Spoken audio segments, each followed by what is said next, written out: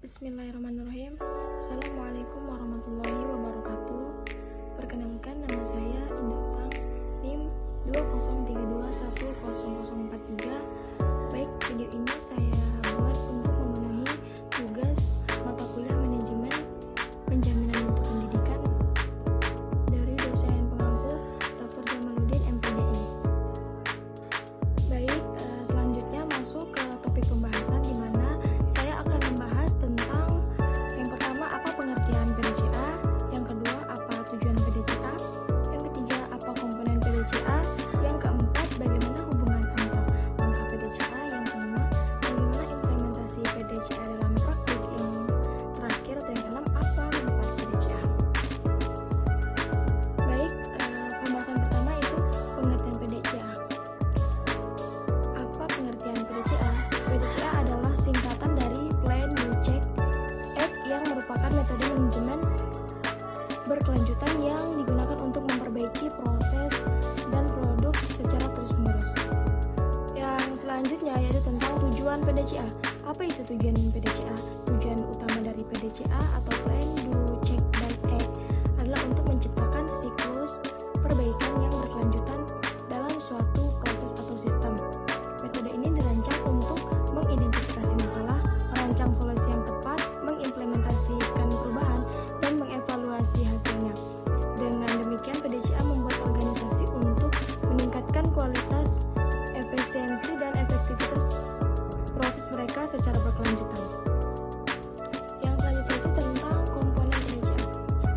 Komponen-komponen PDCA ini yang pertama yaitu plan atau perencanaan, identifikasi masalah, perancangan, rencana, tindakan, dan penetapan tujuan yang ingin dicapai. Yang kedua itu tentang do, yaitu pelaksanaan atau implementasi rencana yang telah dirancang dalam tahapan perencanaan. Yang ketiga itu yaitu check atau pemeriksaan, yaitu evaluasi hasil implementasi untuk memastikan kecocokan dengan tujuan yang ditetapkan.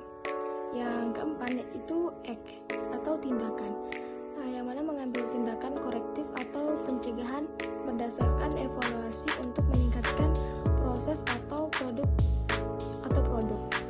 PDCA ini adalah siklus berulang yang membantu organisasi untuk terus-menerus melakukan perbaikan dan inovasi berkelanjutan. Baik, pembahasan selanjutnya itu tentang hubungan antar langkah PDCA. Hubungan antar langkah PDCA dapat dijelaskan sebagai berikut. Yang pertama itu plan, yaitu perencanaan, di mana langkah pertama dalam PDCA ini Anda merencanakan solusi untuk mengatasi masalah atau mencapai tujuan. Hasil dari tahap perencanaan memberikan arahan untuk langkah-langkah selanjutnya. Yang kedua itu do atau pelaksanaan. Setelah merencanakan, Anda melaksanakan rencana yang telah dirancang dengan hati-hati dan sesuai dengan prosedur yang telah ditetapkan. Yang selanjutnya itu cek atau pemeriksaan. Setelah melakukan tindakan, Anda mengevaluasi hasil yang telah dicapai. Kemudian memeriksa apakah hasilnya sesuai dengan yang diharapkan dan memenuhi standar atau tidak. Kemudian itu tentang act atau tindakan. Jadi berdasarkan hasil evaluasi dari tahap sebelumnya, Anda mengambil tindakan korektif jika hasilnya tidak sesuai atau pencegahan jika sudah sesuai.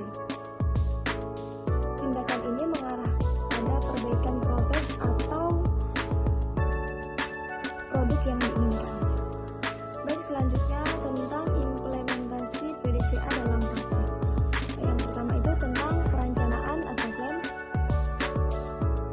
Rencana tindakan yang spesifik untuk mencapai tujuan yang ditetapkan.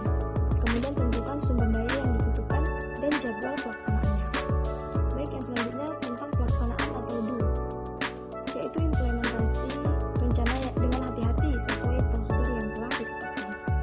Kemudian pemeriksaan atau check, yaitu evaluasi hasil implementasi dengan mengumpulkan dan menganalisis data.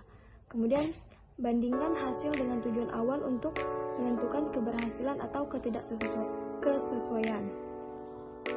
Yang kelima, tindakan atau act. Ambil tindakan korektif atau pencegahan berdasarkan evaluasi. Kemudian pastikan perubahan yang diterapkan untuk meningkatkan proses atau produk.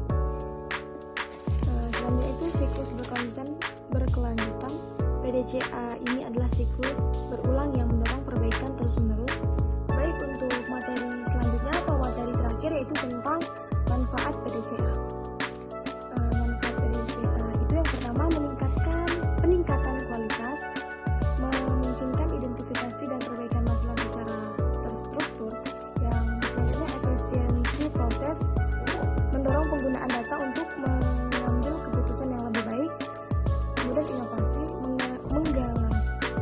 menggalakkan pengujian ide baru dan perbaikan berkelanjutan. Yang terakhir, komitmen terhadap perbaikan berkelanjutan, memastikan organisasi